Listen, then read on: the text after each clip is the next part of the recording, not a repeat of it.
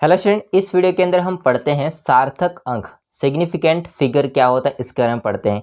दोस्तों, कल के वीडियो में हमने देखा था वैज्ञानिक संकेतन क्या होता है, वो भी इम्पोर्टेंट टॉपिक है। अगर आप लोगों ने नहीं देखा है तो इसका लिंक आपको डिस्क्रिप्शन में मिल जाएगा, वहाँ पर आप क्लिक करके देख सकते हैं। लेक्चर नंबर 5 ये है आपका लेक्चर नंबर 6 जिसका नाम है सार्थक अंक। ठीक है, सिग्निफिकेंट फिगर। तो चैप्टर नंबर 1 है, इसका 6 वीडियो है। चैप्टर नंबर 1 का नाम क्या है? रसायन विज्ञान की कुछ मूल अवधारणाएं, some basic concept of chemistry. Okay, तो दोस्तों हम यहाँ पर समझेंगे कि सार्थक अंक आप लोग कैसे ज्ञात कर सकते हैं। अब यहाँ पर ध्यान रखना, एग्जाम में यहाँ से क्वेश्चन फिक्स होता है। एग्जाम में यहाँ से क्वेश्चन फिक्स होता है, अर्थात आपको सार्थक अंक के जो नियम होते हैं 5-6 उसको ध्यान में रख करके दोस्तों सार्थक अंक कैसे ज्ञात करते हैं वो आपको सीखना है, पढ़ना नहीं है। क्या करना है? सीखना है, और यही सिखाऊंगा मैं आज की वीडियो में। तो वीडियो को एंड तक बने रहिए। चलिए अपन स्टार्ट करते हैं। तो दोस्तों देखिए, सार्थक अंक क्या होता है, सिग्निफिकेंट फिगर क्या होता है। दोस्तों, आपने कहीं भी मान देखा होगा, संख्या, ठीक है। अब आप कोई प्रैक्टिकल करते हो, इस प्रैक्टिकल में या आप कोई भी मान है, मैं ऐसे ही मान लिख देता हूँ। देखिए, मान लेते हैं मैंने मान लिखा है 2.03001, ऐसे कुछ लिख दिया, ठीक है। सॉरी, 1 डिजाइन वाला बन गया हाँ, 2.03001। अब यहाँ पर समझो, कोई भी हमने मान लिखा है, उसमें उस पदार्थ कह सकते हैं या कोई भी मापन किया हमने, तो उस मापन में जो मान है वो आप क्या है, मतलब प्रॉपर मान कौन सा है? 2। लेकिन पॉइंट के बाद में 03001 लिखा है, वो क्या दर्शाता है? उस मापन में इस परिशुद्धता को दर्शाता है। मतलब हम कह सकते हैं कि ये अनिश्चित अंक है। पीछे वाले क्या है? अनिश्चित अंक है। लेकिन यह अनिश्चित अंक होते हैं वो एक अर्थपूर्ण अंक है उस मापन के लिए। मेरी बात समझे, बात को ध्यान से। अगर मैं इस मान को ऐसे भी लिख सकता हूं, केवल 2, तो केवल 2 क्या हो गया? केवल 2, इसमें कोई परिशुद्धता या कोई भी शुद्धता नहीं दिख रही है। बट दोस्तों, इसमें जो भी प्रॉपर मान है वो कुछ इस टाइप से है। तो जो पीछे वाले अनिश्चित अंक हैं, जो अंतिम अंक के रूप में लिखे जाते हैं, वो दोस्तों अर्थपूर्ण अंक होते हैं, और उसी को हम कितने हैं वो लिखते हैं, तो ये दर्शाता है सार्थक अंक। कौन बताता है? सार्थक अंक। तो आप समझिए इसकी डेफिनेशन को। सार्थक अंक वे अर्थपूर्ण अंक होते हैं जिनके द्वारा अनिश्चितता अंक को अंतिम अंक के रूप में लिखा जाता है। किसी मापन के शुद्ध मान से या शुद्ध से प्राप्त परिणाम में, किसी मापन के शुद्ध मान से प्राप्त परिणाम में अर्थपूर्ण अंकों की संख्या को सार्थक अंक कहते हैं। अब आपको यहाँ पर मैं समझाऊंगा आगे, ठीक है। दोस्तों, सार्थक अंक होता है उस सार्थक अंक में, जो सार्थक अंक किसी भी मापन में सार्थक अंकों की संख्या जितनी ज़्यादा होगी, जैसे इसमें बहुत है, इसमें कम है, 2 लिखा है, कम है। अब मैंने बहुत क्यों लिखा है? क्योंकि आपको अभी नियम के साथ में पढ़ाऊंगा, इसलिए कितने हैं वो। तो दोस्तों, यहाँ पर बहुत है, यहाँ पर क्या है? कम है। इसका मतलब यहाँ पर सार्थक अंक, मापन में सार्थक अंकों की संख्या कम है, और यहाँ पर मापन में सार्थक अंकों की संख्या ज़्यादा है। तो दोस्तों, उस मापन की जो परिशुद्धता होती, जितनी संख्या ज़्यादा होती उतनी परिशुद्धता बढ़ती है। तो वो फिक्स बताता है कि भाई इसका मापन में कितना मान है वो। तो जो अनिश्चित अंक है, जो अर्थपूर्ण अंक है, वो क्या है? सार्थक अंक है। डन? अब तो आपको समझ में आया होगा, ठीक है। नहीं आया? जैसे मैं आपको यहाँ पर नियम के साथ में आगे बताऊंगा क्या है चीज़ वो। तो इतना समझ में आ गया। अब दोस्तों, सार्थक अंक ज्ञात करने के कुछ नियम होते हैं। सार्थक अंक को ज्ञात करने के कुछ नियम होते हैं, उस नियम को आपको फॉलो करना होगा।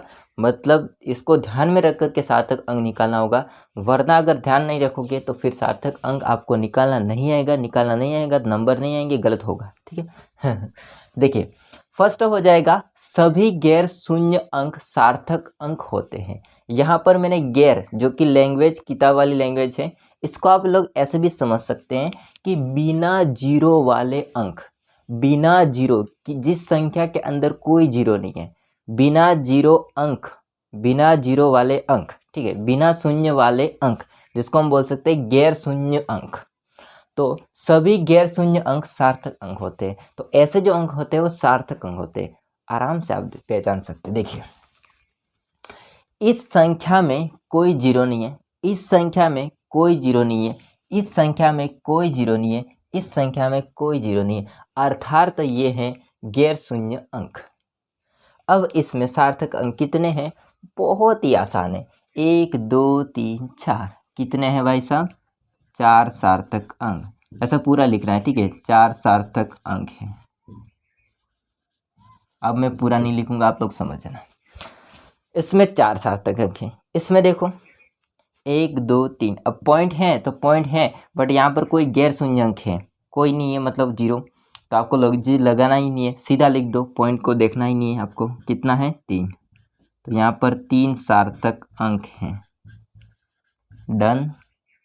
बहुत ही आसान है दोस्तों, आपको बस कुछ नहीं करना है, स्टेप बाय स्टेप चलते जाना है। इसमें देखो 1 2 3 4 5, आराम से आ जाएगा 5। तो 5 सार्थक अंक हैं। इसमें देखो 1 2 3 4 5, इसमें भी 5। तो कितने अंक हैं सार्थक अंक? 5। ठीक। तो दोस्तों वापस से मैं एक बार वापस रिवाइज करवा देता हूँ। मतलब कोई भी संख्या होती है, अब इस संख्या में कोई भी संख्या होती है, किसी का मापन हमने किया तो उस मापन में कोई भी मान आया फिक्स, जैसे 5 मान आया फिक्स, बट उस 5 मान को हम अनिश्चित अंक कहेंगे। लेकिन अगर इस मापन में हमको इसकी शुद्धता दर्शानी है तो 5 के बाद में पॉइंट में कितना मान आया वो भी जरूरी है। तो जितना सार्थक अंकों की संख्या जरूरी है, मतलब जितनी ज़्यादा होगी उतनी परिशुद्धता या शुद्धता बढ़ती है, यहाँ पर लिखा गया है। इसका मतलब होता है समानुपाती, सार्थक अंकों की संख्या समानुपाती परिशुद्धता। इसका मतलब होता है दोस्तों कि ये अगर बढ़ता है, यदि बढ़ता है तो उसके साथ साथ ये भी बढ़ता है, ठीक है? लेकिन जिसके अंदर सार्थक अंक की संख्या कम होगी तो दोस्तों उसकी परिशुद्धता कम होती है, ठीक है? क्लियर है? इतना समझ आया। अब कुछ नियम होते हैं, जिसमें फर्स्ट नियम है कि बिना शून्य वाले अंक, आप अगर लिखना चाहते हैं लिख सकते हैं, बिना गैर शून्य अंक, बिना शून्य वाले अंक सार्थक अंक होते हैं, जिसमें आपने देखा 4 एग्जाम्पल। अब स्क्रीनशॉट ले लीजिए, नेक्स्ट रूल्स देखते हैं। हाँ दोस्तों देखिए, अब हम समझते हैं अगला नियम। अगला जो रूल्स है दोस्तों वो है आपका सेकंड क्या कहता है उसको समझिए ध्यान से। प्रथम गैर शून्य अंक से पहले आने वाले शून्य सार्थक अंक नहीं होते। देखो, प्रथम गैर शून्य अंक से, मान लीजिए इसमें आप लोग गैर शून्य अंक कौन सा है? जो बिना शून्य है। तो देखिए 3 है आपका गैर शून्य अंक, कौन है? 3 है। यहाँ पर कौन सा आपका 5 2 है। तो इससे पहले आने वाले जो शून्य अंक हैं, उससे जो पहले आने वाले जो 0 0 है, उससे जो पहले आने वाले 0 हैं वो सार्थक अंक नहीं होते। सिंपल सी बात है। गैर शून्य अंक मतलब कि आपका हो जाएगा कोई भी संख्या, 1 2 3 4 ऐसे करके लास्ट 9 तक। आ रही बात समझे? तो वो संख्या है गैर शून्य अंक, और उससे पहले अगर कोई आता है शून्य अंक तो वो सार्थक अंक आपको नहीं मानना है, ठीक? अब ये क्या कहता है देखिए आगे, ऐसे शून्य केवल दशमलव की स्थिति को बताते हैं। तो जो 0.00 ऐसे करके कुछ भी संख्या आ रही है तो जो 0 है आगे उसको आपको सार्थक अंक नहीं बताने, वो केवल दशमलव को ही बताता है। हाँ, 4 एग्जाम्पल है, देखिए ध्यान से। इसमें देखो 0.03। अब इसमें देखिए ध्यान से, इसमें गैर शून्य अंक है 3, इसके आगे 0 है, सार्थक अंक नहीं मानना है। तो इसमें सार्थक अंक कितना हो जाएगा आपका? 1। कितना हो जाएगा? 1। इसमें देखो कितने होंगे सार्थक अंक? 1 2। कितने हो जाएंगे? 2। 0 को नहीं मानना है भाई। अब 0 वाला भी आगे आएगा चीज़ इसमें देखो, इसमें आगे 0 है, गैर शून्य अंक के आगे 0 है, तो कोई भी संख्या उसके आगे 0 है, नहीं गिनना आपको। तो यहाँ पर कितना हो जाएंगे? 2 सार्थक अंक। यहाँ पर देखो कोई भी संख्या है उसके आगे 0 है, आपको नहीं मानने सार्थक अंक, तो यहाँ पर कितने हैं? 4। 1 2 3 4, तो 4 सार्थक अंक। बहुत आसान है, ठीक? तीसरा नियम दोस्तों कहता है दो गैर शून्य अंकों के मध्य, दो गैर शून्य अंक मतलब कोई भी संख्या है उसके बीच में, उसके मध्य स्थित शून्य सार्थक अंक होते हैं। तो उसके बीच में जो जीरो है उसको आपको सार्थक अंक मानना है। यहाँ पर ऐसा कुछ नहीं था, ठीक है। अब यह तीसरा नियम क्या कहता है, दो संख्या हैं, उन दो संख्याओं के मध्य जीरो है तो इसको सार्थक अंक मानना है। देखते हैं, देखिए इसमें देखिए 2.005 ये है आपका गैर शून्य अंक, ये है आपका गैर शून्य अंक, उसके मध्य दो जीरो हैं तो फिर इसको सार्थक अंक आपको मानना है, ठीक है। इसमें देखिए इसमें 5.0032 3 2 5 ये गैर शून्य अंक, उसके मध्य दो जीरो हैं तो इसको सार्थक अंक मानना है शून्य को। तो आप आराम से लिख सकते हो, तो 1 2 3 4 तो इसमें सार्थक अंक कितने हैं, 4। इसमें देखो 1 2 3 4 5 इसमें कितने हैं, 5, ठीक। आगे देखो 1 2 3 4 5 कितने हैं, 5। इसमें 1 2 3 4 5 इसमें भी 5। अब 5 5 ज़्यादा हो गया ना, हाँ ठीक है, कोई बात नहीं। बस आपको ध्यान रखना है कि दो संख्या उनके मध्य जीरो हैं तो सार्थक अंक मानते हैं। और पहला नियम क्या है, संख्या है उसके आगे जो जीरो है उसको सार्थक अंक नहीं मानना है। तो ये दो नियम हो गए, बहुत ही आसान। आगे समझते हैं, देखिए स्क्रीनशॉट ले लीजिए। हाँ दोस्तों देखिए चौथा नियम, चौथा नियम क्या कहता है दोस्तों, चौथा नियम होता है थोड़ा सा अलग है। देखिए फोर्थ नियम कहता है किसी अंक की दाईं ओर मतलब कि उस साइड, ठीक है, राइट साइड, तो किसी अंक की दाईं ओर या अंत में आने वाले शून्य सार्थक अंक होते हैं। यानी कि कोई भी आपका गैर शून्य अंक है या फिर कोई भी अंक है उसके दाईं ओर अंत में आने वाले शून्य अंक सार्थक अंक होते हैं, परंतु उसके लिए यह शर्त है कि वे दशमलव की दाईं ओर स्थित हो। यानी कि जो शून्य है वो दशमलव है उसके दाईं ओर स्थित हो। तो दोस्तों इसको सार्थक अंक कहते हैं, मानते हैं, लिखते हैं। देखिए एग्जाम्पल है हमारे पास में 3 है। देखिए पहला एग्जाम्पल है 0.300 0.800 है, ठीक है। अब यहाँ पर देखिए 0.300 इसमें क्या कहा, किसी अंक के दाईं ओर, ये है आपका 3 अंक, इसके दाईं ओर कौन सा हो जाएगा, 2 जीरो। तो अंत में या दाईं ओर आने वाले जो शून्य अंक है वो सार्थक अंक होते हैं। यानी कि इसको आप लोग सार्थक अंक मानेंगे, लेकिन इसको आप सार्थक अंक नहीं मानते हैं। और बात इंपॉर्टेंट ये भी लिखी है दशमलव के दाईं ओर, तो दशमलव के दाईं ओर आने वाले जो जीरो है उसको सार्थक अंक मानना है, बाकी आगे है जीरो उसको सार्थक अंक नहीं मानना है, ठीक है। तो इसमें सार्थक अंक कितने होंगे, 1 2 3 कितने हो जाएंगे, 3 हो जाएंगे। इसमें देखो 1 2 3 4 4 हो जाएंगे, ठीक है। किसी को कन्फ्यूज़न तो नहीं है ना, बहुत ही आसान है। आगे देखो ये आगे जीरो है, जीरो है, इसके बाद पॉइंट है, उसके बाद संख्या, उसके बाद जीरो है, मानना है। 1 2 3 4 5 यहाँ पर कितने हो जाएंगे, 5 सार्थक अंक। इसमें देखो 1 2 3 4 5 6 इसमें 6 हो जाएंगे, 6, ठीक। तो दोस्तों यहाँ पर आपका फोर्थ नियम बहुत ही आसान हो गया। अब यहाँ पर एक नोट बात है, उसको आपको ध्यान रखना है, परंतु दशमलव विहीन यानी कि बिना दशमलव वाली संख्या, जैसे मैं यहाँ पर इसका एग्जाम्पल बता देता हूँ।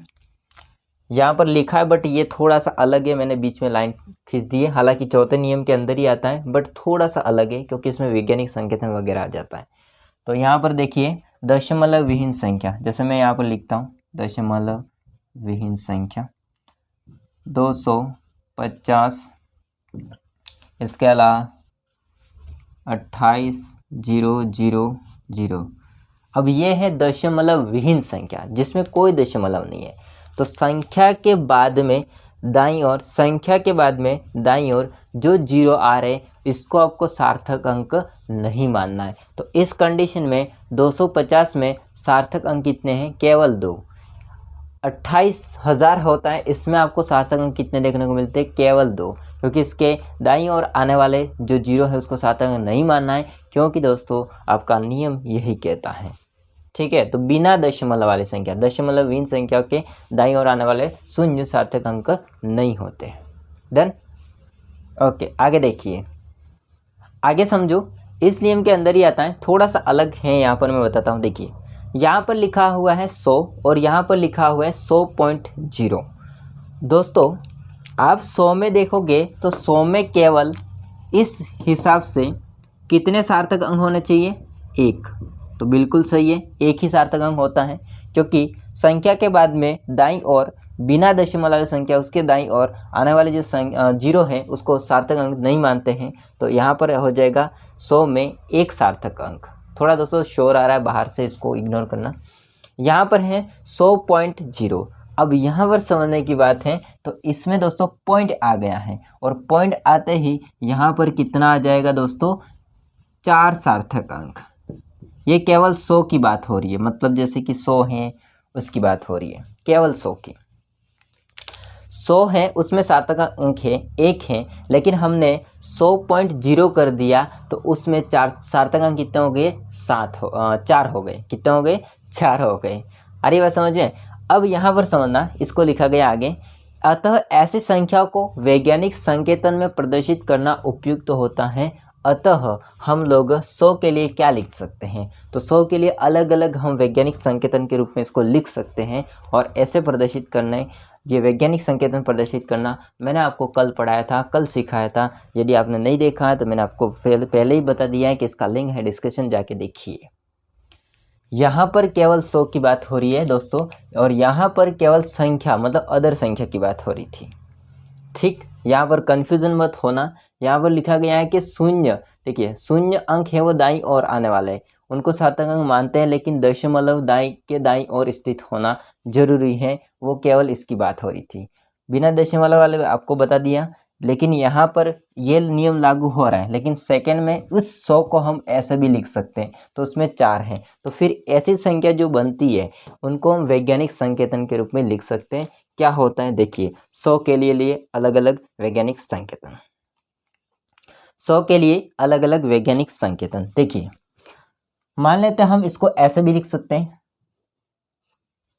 देखो इसको है ना, हम कैसे लिख सकते हैं? 1 × 10⁻²।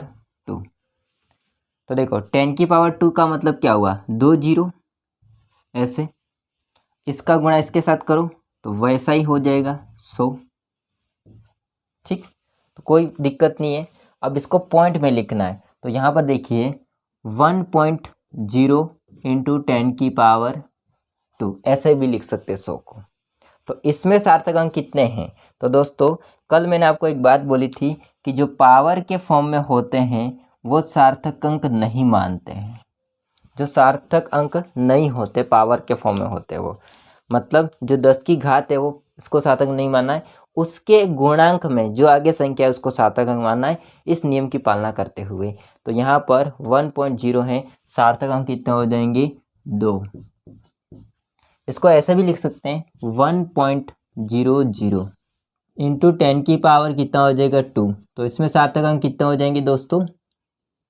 1 2 3 हो जाएंगे। एक चीज़ मैं यहाँ पर इसको भी लिख देता हूँ साथ में, यहाँ पर आगे लिखना चाहिए था इसको 1 × 10⁻²। इसमें सार्थक अंक कितना होगा? केवल 1। उसके बाद इसको लिखना है, उसके बाद इसको लिखना है। ठीक है, तो दोस्तों 100 को हमने वैज्ञानिक संकेतन में कैसे लिखेंगे? तो नीचे लिख दिया, उसमें सार्थक अंक जो घातांक है उसको नहीं मानना है, उसके गुणांक में जो आगे संख्या है इसको आपको सार्थक अंक मानना है, सार्थक नियम की पालना करते हुए। ठीक है, आ रही बात समझे? तो आगे हम नियम पढ़ते दोस्तों, 5वां और 6ठा 2 नियम, स्क्रीनशॉट ले लीजिए। हाँ दोस्तों, आगे देखिए, आगे नियम हो जाएगा 5वां नियम क्या कहता है इसको समझिए। 5वां नियम थोड़ा सा अलग है, वो भी कोई भी मतलब वस्तु है उसके लिए, मतलब कह सकते हैं कोई भी वस्तु है गिनती में, तो उनके लिए है। देखिए क्या कहता है उसको समझिए। वस्तुओं की गिनती, जैसे कि हम एक एग्जाम्पल लेके 2 एग्जाम्पल लेके समझते हैं। वस्तुओं की गिनती, उदाहरण के लिए 2 पेंसिल, 20 सेबों में सार्थक अंक होते हैं उन अंकों की संख्या अनंत है।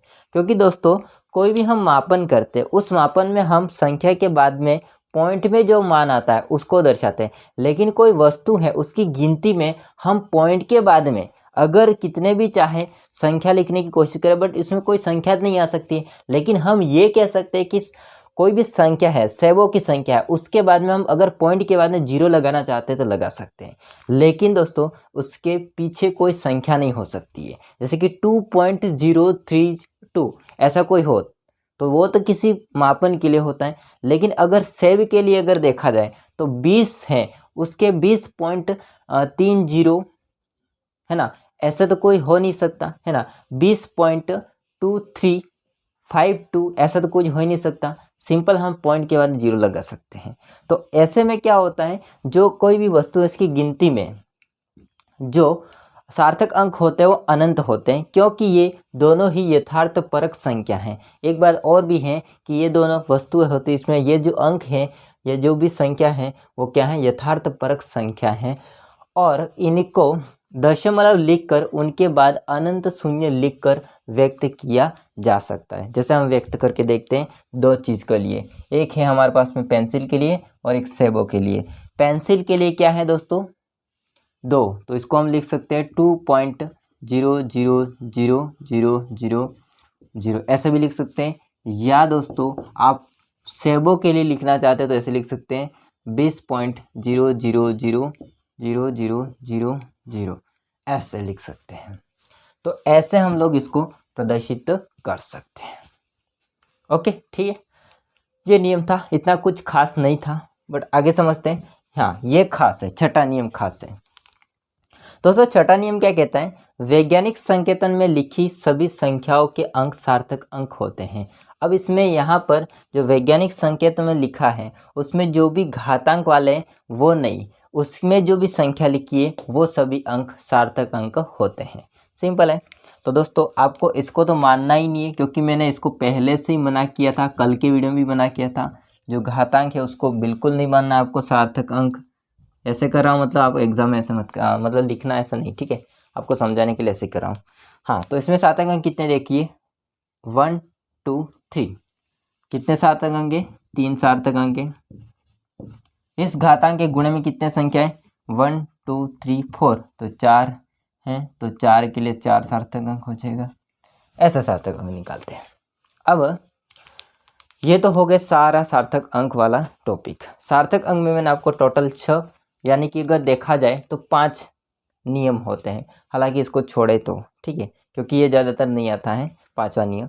तो जो 5 हैं आपके छठे के साथ में 5 जो नियम हैं वो मोस्ट इम्पॉर्टेंट हैं, और इसी के अकॉर्डिंग मैंने यहाँ पर 6 एग्जाम्पल लिखे आपके होमवर्क के लिए, अर्थात घर पे आपको ये करने, हालांकि घर पे ही देख रहे वीडियो, बट आपको इसको प्रैक्टिस करना है। जो मैंने आपको नियम पढ़ाया, जो मैंने आपको सिखाया, उसके अकॉर्डिंग आपको ये जो लिखे हुए एग्जाम्पल इसको प्रैक्टिस करना है, और प्रैक्टिस करके सही सार्थक अंक निकाल करके इन सारे एग्जाम्पल को इस वीडियो के कमेंट बॉक्स में मेंशन करके कितने हैं सार्थक अंक वो आपको वापस करके अपने किताब में, मतलब अपने जो रजिस्टर होता है उसमें करके इस वीडियो के डिस्क्रिप्शन में मेंशन करना है निकाल करके, ठीक है। ये मैं आपको इसलिए कह रहा हूँ ताकि आपको जो मैंने पढ़ाया है वो समझ में आया है कि या नहीं आया है, वो मेरे को समझ में आएगा, ठीक है। तो दोस्तों ये था सार्थक अंक, और बाकी वीडियो कैसा लगा है वो कमेंट करके बताइएगा। वीडियो अच्छा लगा हो तो लाइक करना, चैनल को सब्सक्राइब नहीं किया तो कर देना। मिलते हैं नेक्स्ट वीडियो में, तब तक के लिए जय हिंद, वंदे मातरम।